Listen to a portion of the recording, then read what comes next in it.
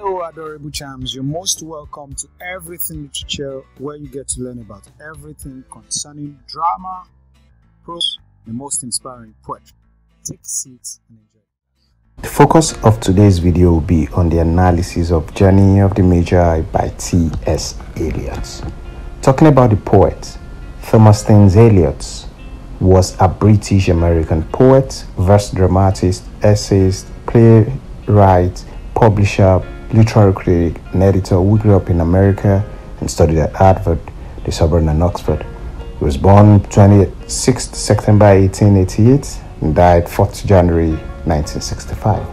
He settled in England in 1914 and worked initially in the teaching and banking sector. Later, he became a significant figure in the publishing company Faber and Faber. In 1922, Eliot wrote The Wasteland, one of the most influential and important poems of the 20th century. Stylistically complex and innovative, yes, he employs the use of myth and symbolism to express the crises in post-war modern life and culture. In 1948, T.S. Eliot won the Nobel Prize in Literature for his profound influence on the modern poetry. T.S. Eliot is often regarded as the father of modern poetry. Now, talking about the poem Journey of the Magi, this is a poem by T.S. Eliot, first published in 1927 in a series of pamphlets related to Christmas. The poem was written shortly after Eliot's conversion to the Anglican faith. Though the poem is an allegorical dramatic monologue that inhabits the voice of one of the Magi, that is, the three wise men who visit the infant Jesus, it is also generally considered to be a deeply personal poem. Indeed, the Magi in the poem shares Eliot's view that spiritual transformation is not something of mere comfort, but an ongoing process, a kind of arduous journey seemingly without end. The Magi's view on the birth of Jesus and the shift from the old ways to Christianity is complex and ambivalent. The narrative of the poem persona, who is a Magi, can be split into three distinct stanzas which reflect: 1. The journey to the birthplace and the doubt. 2. The arrival, the prefiguring, and satisfaction. 3. The reflection and acknowledgement of a new faith. Interestingly, there is no mention of gold, frankincense, and myrrh, or a star, or the name of Jesus. The focus is more on the journey, the process, the inner and outer journey that a human and humanity as a whole has to undertake in order to understand or in order to experience spiritual rebirth. Here, the event, the actual birth, which was witnessed by the Magi, takes second place to the main theme of change, that is, the death of the old dispensation and birth of the new. What makes Eliot's poem so powerful is the fact that he makes one of the Magi, that is, a Magus, the speaker, and turns the narrative into a pyscho-spiritual journey, typical of the pilgrim, yet interwoven with that of the esoteric religious teacher. That may sound esoteric itself. The theme of the poem is the effect of spiritual and cultural events on individual identity and society, the process of renewal, the journey of the human psyche through history. Journey of the Magi specifically focus on the Epiphany. This can be found in the book of Matthew 2 from verse 1 to 12. Despite the lack of the named references to this event, okay? So the speaker is deeply affected by the birth, the shock waves changing lives forever, alienating those around him, inviting his own demise. Now, analysis of the poem itself proper. Journey of the Magi is both a dramatic monologue. What that means is that there is a particular character who is speaking in the poem and speaking to himself in a particular manner, and that manner is quite dramatic. That is why we call it dramatic monologue. And it's also a metaphor. There is a whole use of metaphoric references in the poem. Eliot, it's quite interesting that Eliot wrote it to substantiate his own conversion to Anglican faith, that is the Anglo-Catholicism, to emphasize the profound spiritual and cultural changes that occur when certain events take place.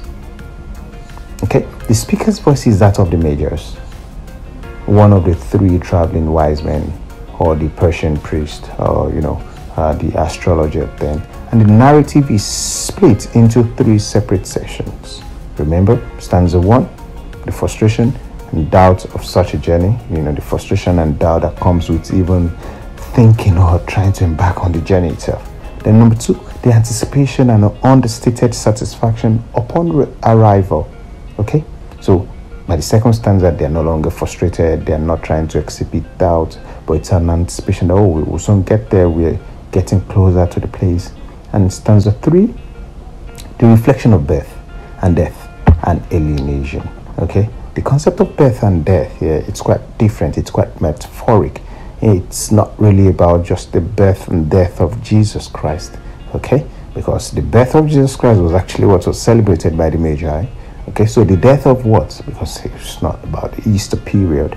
So it's the death of something, the death of the old dispensation, because the birth of Christ actually put an end to a previous dispensation. Yep, I hope that will make sense as we journey. Okay, let's take a look at the poem, and it reads thus. A cold coming, we heard of it, just the worst time of the year for a journey, and such a long journey.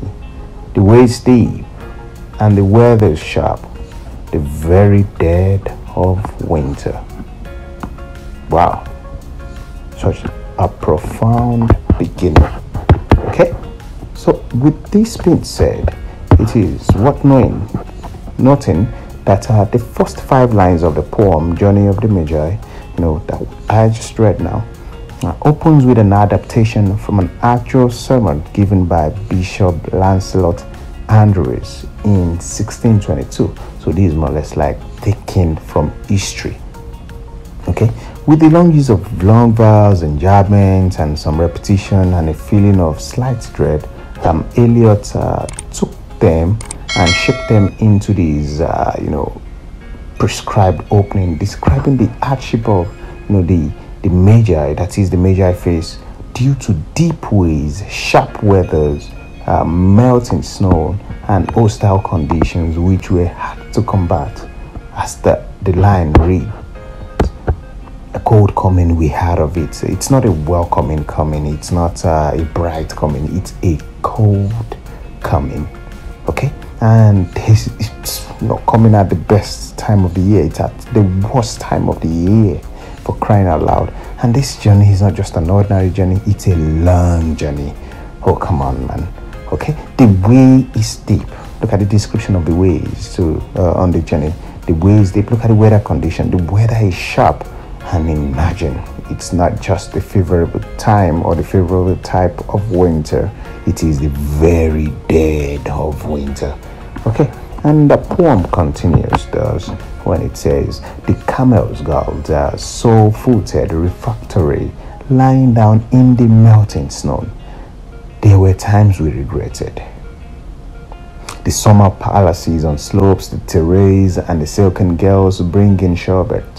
Then the camel men cussing and grumbling and running away and wanting their liquor and women, and the night fires going out and the lack of shelters and the cities hostile and towns unfriendly and the villages dirty and charging high prices. A hard time we had of it. Look at the repetition of the hand and at the beginning of most of the poem, and it's kind of it makes use of the figure of speech called polyscendent, and the repetition of the conjunction hand. But the major focus here is about the fact that the stanza is about the complaint of embarking on the journey. It's not an easy journey at all, because even the camel, they have sore fruits and likes. They're lying down in melting snow. This were actually times they regretted. It's written, it's spelled out in as one of the lines. Okay, and you can see the camel men were actually cursing and grumbling, and places they got to, the cities were hostile, and it was not friendly at all. Not friendly at all. Okay, beside wondering whether it was worth the effort, their major issue of the search was ignored, and the day-to-day difficulties bogged them down with the fact that camel men were cursing and grumbling, night fires going out, and villages dirty and charging high prices. And they admitted he had time. We had time, we had of it. Okay, so moving forward, if we take a look at the second stanza, at the end, we prefer to travel all night, sleeping in snatches, with the voices singing in our ears, saying that this was all folly. Oh, so there's a bit of the frustration, the doubt still extending to the second stanza. Then at dawn, we came down to a temperate valley, because this is the original beginning of the second stanza. Then at dawn, we came down to a temperate valley, wet below the snow line and smelling of vegetations, with a running stream and a watermill beating the darkness, and the 3 trees on the low sky, and an old white horse galloped away in the meadow. Then we came to a tavern with vine leaves over the lintel, 6 hands at an open door, dicing for pieces of silver, and feet kicking the empty wineskin. But there was no information. And so we continued and arrived at evening, not a moment too soon, finding the place. It was, you may say, satisfactory. Okay. So at this point now, the Magi now prefers to travel all night. They're no longer complaining. Although they face agonizing moments of self-doubt, voices singing in their ears saying that this was awfully, that part of you that tells you that, oh, what kind of journey are you embarking on? Because if you read the Epiphany in the book of Matthew chapter 2, it was more or less like 3 wise men. They said they were wise and they were following a star. Does it really make sense? Well, they are astrologers. That's why they are astrologers anyways. But the voice was telling them in their ears that this was all fully, because they finally reached a temperate, before they finally reach a temperate valley, the second half of the poem abounds in symbolism. That is one of the things we have to take note here, that, with the temperate valleys signifying the change in their lives that follows the difficulty of the journey. So now it's no longer a journey that is difficult, but of a valley that is temperate. Then they came across a running stream instead of a city that is full of hostile people. You get it now? Now this running stream depicts the timelessness of their journey. The watermill beating the darkness. These actually reflect the image of extinction and renewal. Then we have 3 trees signifying the 3 crosses at Calvary. Remember, Jesus died with some thieves at the right hand side and the left hand side. Okay, so this is actually being symbolized there by the 3 trees signifying the 3 crosses at Calvary. An old white horse, which is a metaphor for the rebirth of Christ, the Savior, and the defeat of paganism. Although, according to some study, the old white horse is used as a symbol of God. Yippee, don't let us go too far. Don't ask me too much. Okay. Wine leaves over the lintel again is symbolic of the vine that Christ metamorphosed into his blood. Okay, remember Christ trying to talk about his blood, his blood, his blood. Okay, what the blood is talking about, we'll get to it later. Okay, 6 hands at an open door, dicing for pieces of silver refers to the betrayal of Christ by Judas. And lastly, feet kicking empty vine skin is symbolic of the worn-out forms and ritual of the whole dispensation. Now, these are actually symbolism.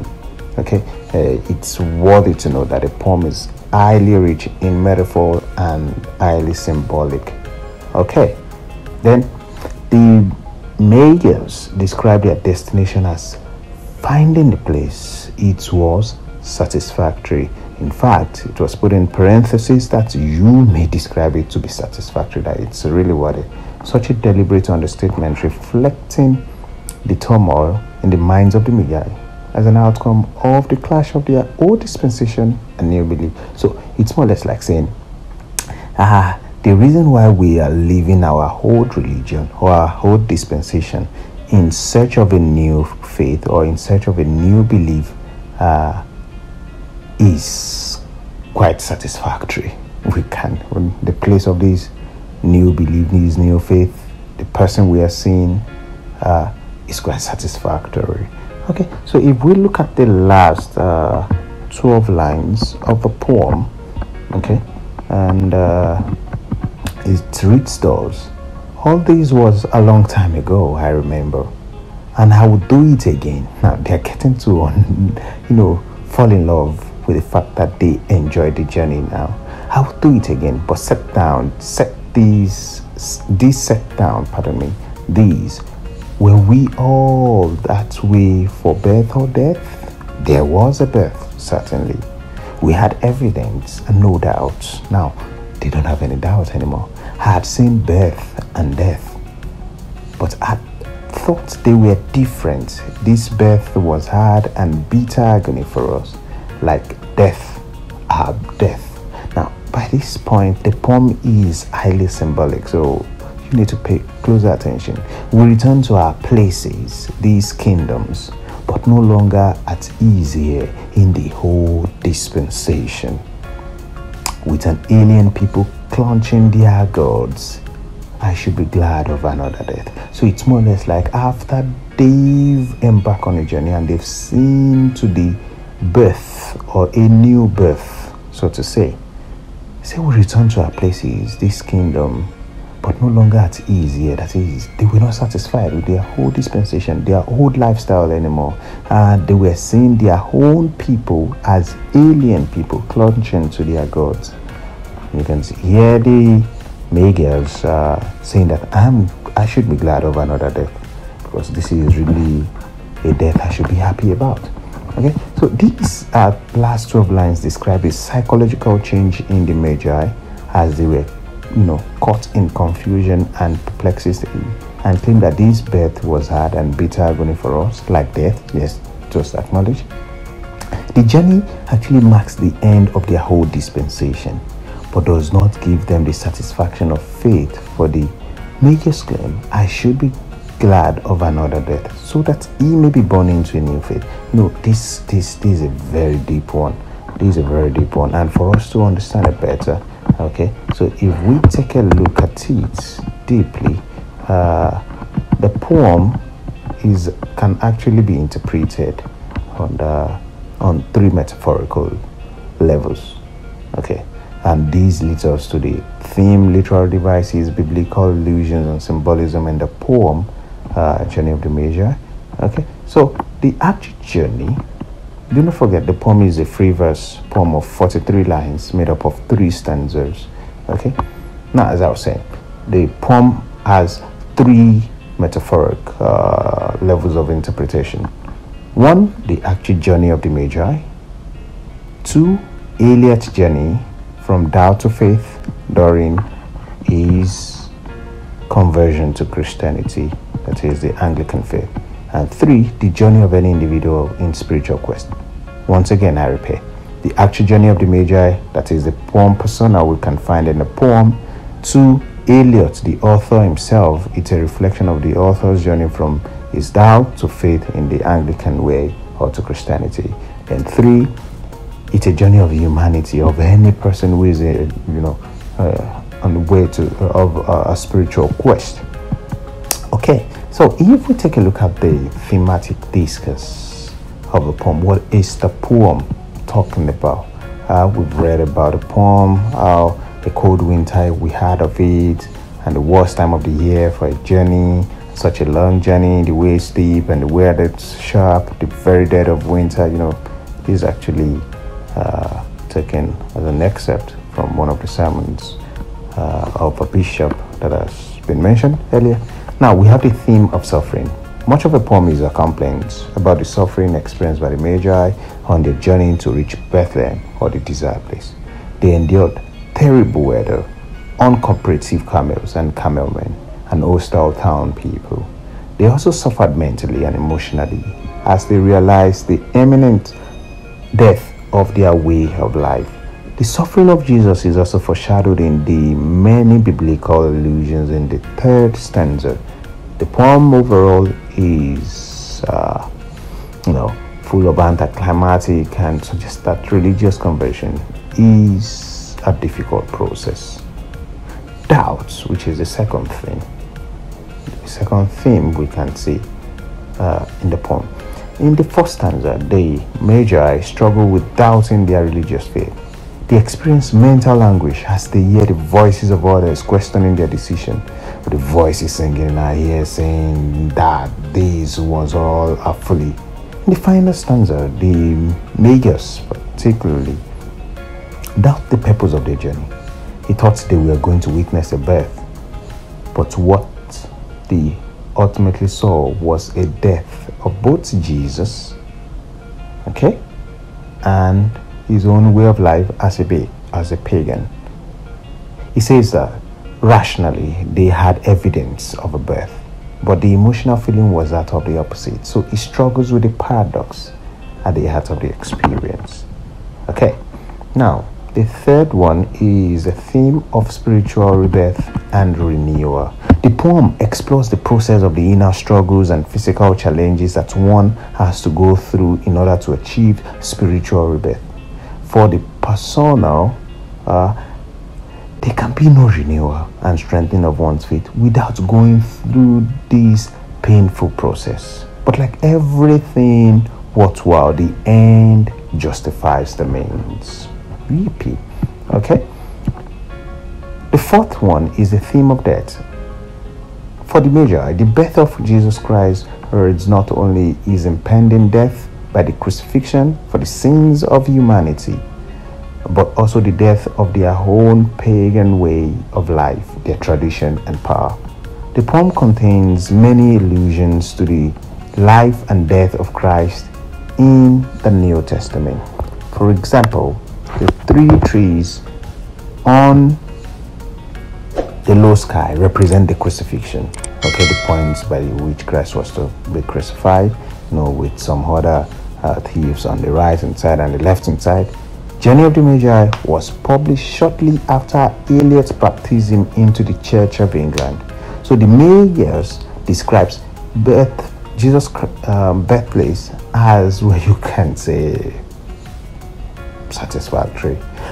Next theme is a theme of change. Change only happens when the old order gives way to the new, and this transformation hardly takes place without struggle and pain. This applies in all facets of man's existence, and for the narrator, the spiritual transformation he and the others have experienced is worth the effort. Last but not least, the thematic focus we can see is the effect of historical events on society. Journey of the Magi goes beyond the level of the individual. Apart from being an exploration of the individual's spiritual journey in search of renewal of faith, it also addresses the profound effect of historical events on the whole society and cultures. One such effect is a change in the identity of a people anytime an event of great importance occurs. Thus, the birth of the Christ child not only changed the lives of these three wise men, it also resulted in an irrevocable change in cultures and religions of societies across the world. So the effect of historical events on societies, that is the birth of Jesus in the small town of Bethlehem about 2,000 years ago, actually caused an effect on society. Not just one society, but a lot of societies across the world. Okay, so taking a look at the literary techniques used in the poem, the first one is the dramatic monologue nature of the poem. The poem is written in the form of dramatic monologue, that is, it's spoken by one of the three wise men. And the Magi witnessed a star in the sky and guessed that it was a sign of something important going to happen. The star began to move and the Magi decided to follow it, and all that. But the most important thing about to take note is that it employs dramatic monologue, talking all alone and making the talk quite dramatic. And the second thing is that there's a rich use of symbolism in the poem. Okay, and talking about symbolism now, we need to pay attention to it. The second half of the poem really abounds in symbolism, with the temperate valley signifying the change in their lives, and the running stream depicts the timelessness of their journey. The watermill beating the darkness reflects the image of extinction and renewal. 3 trees signifies the 3 crosses at Calvary, and old white horse, it's a metaphor of the rebirth of Christ, the Savior, and the defeat of paganism. And the 6 hands at the open door dicing for pieces of silver refers to the betrayal of Christ by Judas. And lastly, feet kicking empty vine skin is symbolic of the worn out forms and ritual of the whole dispensation. Then another thing is the use of allegory and juxtaposition.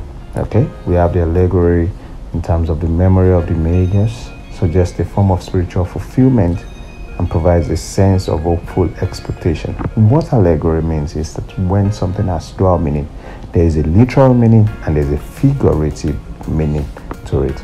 Okay, so we see that the first stanza explores the physical difficulty of the journey to convey the challenges of modern urban life and spiritual growth. That is, on the literal level, we're saying the physical nature of the journey, the ordinary nature of the journey is difficult. Likewise, spiritual journey can be difficult as well. Okay, so this actually juxtaposes with the beautiful, the whole the other part rather juxtapose the beautiful imagery of rejuvenation and birth with a temperate valley, smelling of vegetation, and so there's a contrast between the first stanza and the second stanza and the likes. Okay, so the tone of the poem, the tone of the first and second stanza is narrative. The Magi recounts the detail of their trip to Bethlehem. However, the tone of the third stanza is reflective. There's a form of reflection. First and second stanza just narrating what the journey looks like to us. Third stanza actually reflecting on the journey. 6, we have the mood of the poem. The mood varies with each stanza. That's obvious. In this first stanza, the mood is frustration. In the second, it is hope. And in the third stanza, it is about thoughtfulness. Okay, and this brings us towards the end of the class. If you've really learned something a lot about the class, please do not forget to like, share the video, and let me get to hear from you in the comment section. So to conclude the class, the journey of the Magi shows a radical change undergone by an individual in the course of life's journey. The Magus travels on the journey, and his return to his kingdom indicates his journey is both a physical and spiritual journey, just like life. At birth, one begins the physical journey with spiritual attachment, while at death, one begins another journey of a soul. The death used in the third stanza refers to Jesus Christ's crucifix, while death refers to the physical death of the Magus. It is possible to speculate that this poem is Eliot's account of his real-life quest of faith, that is, his conversion journey from social life to Christianity. The reflection of Eliot's spiritual journey is described figuratively in physical aspects to evoke a more tangible perspective to the reader on how the journey was like for Eliot to achieve spiritual enlightenment. So with this, we'll come to the end of the class. For you to understand better, you may do well to study about the life of T.S. Eliot and his conversion to the Christian faith. But hello, we've just done analysis of Journey of the Magi. Who knows?